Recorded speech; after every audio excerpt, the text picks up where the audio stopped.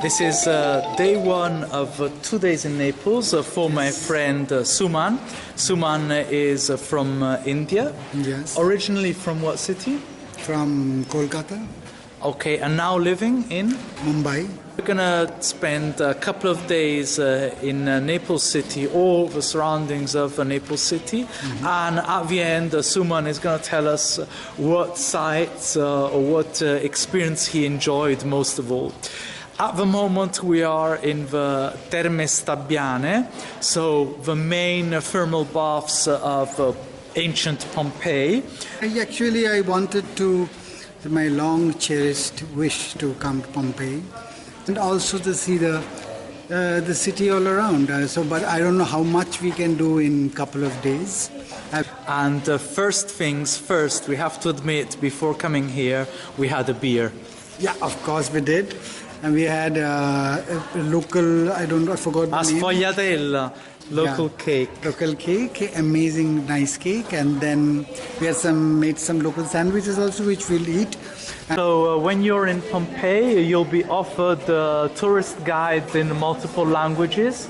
And the trick is to listen on. So if you understand Spanish or German or English, you can rob info from the other guides and the other groups. May be disappointed to learn that the Romans had separate sections for male and female, able to have baths that were promiscuous. This is obviously a hot water basin part of the baths. And here you can see a gap in the wall between the actual structural wall and the plaster outside that served for hot air circulation. This is the original floor in a mosaic. This is the body of somebody, presumably a young boy, died during the eruption of Vesuvius of 79 DC. And what happened after World War II was that archaeologists discovered gaps in the soil that were once occupied by human bodies, now decayed, and they filled the gaps with chalk, obtaining a mold. And so now we have a sculpture of the body. This is what was left, the void filled by the chalk.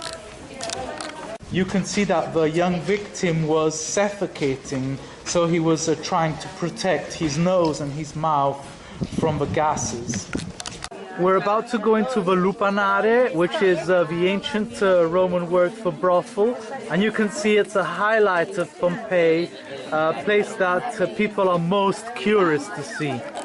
Before you enter the Lupanare, there's a guy handing out Viagra pills in case you need it. Do you need one, or are you all right? No, I think that you can do without? They're not available now.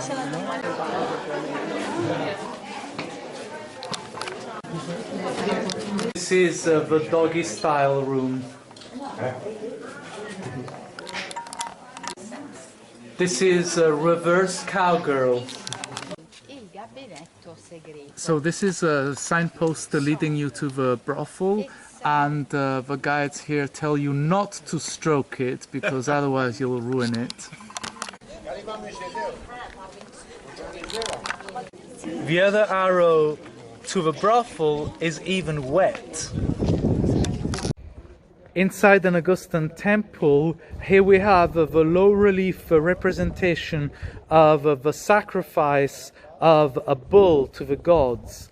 Obviously the bull is a very large animal that only a rich family could afford to offer in sacrifice. This is the house of a tragic poet, and the news is that the tragic poet had a watchdog, and he had this mosaic made which says "Cave canem, beware of the dog," so thieves, don't come in because you'll be bitten. Finally we made it to the house of a dancing faun, this mythical creature endowed with extraordinary grace and talent for dance.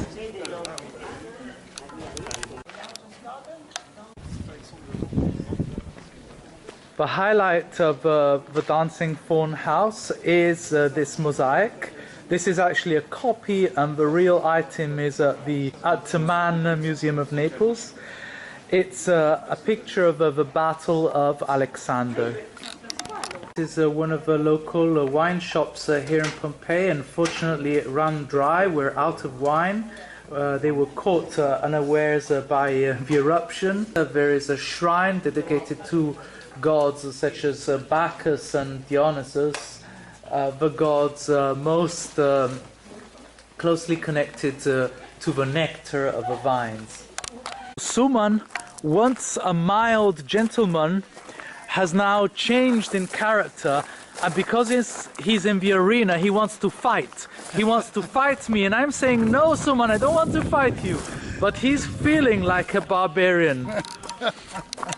A lot of blood, we can smell the blood. We want to have a bloodbath. Yeah, yes. It's completely, you can see the soil. Dracula is nothing compared to us. Nothing. Interesting remains and finds from Pompeii. These are loaves of bread.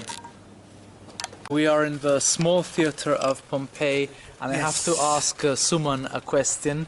You have to understand that Suman is a playwright, and he is part of the film industry of India as well. So the question is, what is the greatest poetic language of India? Poetic language? Look, what I understand, Bengal, where I come from, they have the greatest poetry. I think not only in India, but in the global context also, Bengali poetry is just amazing. So you would rather have a Bengali poetry over Urdu poetry? Yeah. So to me, I think Bengali poetry can match up to any traditions of poetry. This answer is granted to spark controversy. Thank you.